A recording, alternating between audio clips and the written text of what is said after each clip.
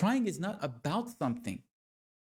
And this is a new concept for most men because they think that when they cry, they have to cry about something or they have to dedicate their cry to something.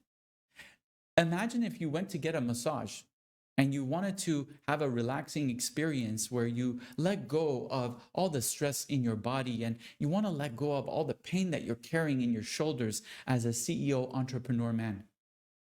If I asked you and I said, "Hey, Johnny, what are you getting a massage about?" You would say, "Well, what do you mean? I don't get a massage about something. I just get a massage because releasing the tension in my body feels really good." The same goes for crying. You don't cry about something.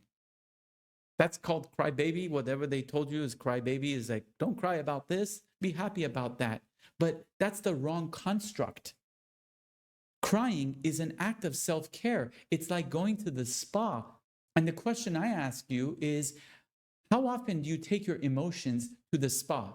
I know you take your body to the spa, but how often do you take your emotional body to the spa? Releasing is an extremely important part of our humanistic system. Releasing. And when you do not release and you store, you pay. What you store, you pay.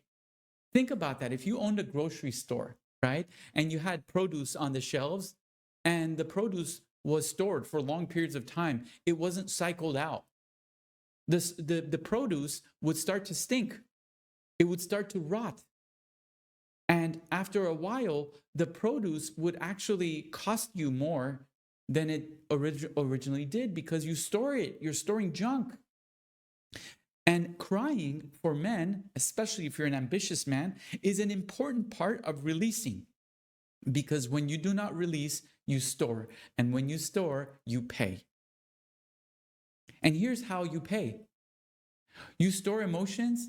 Most of the times you have less emotional capacity. You have less joy. You have a shorter temper. And oftentimes, when you store a lot of emotions, including sadness and anger, what starts to happen is you start to disconnect from your family, your friends, your employees. This is otherwise known as isolation. It's the number one killer for men.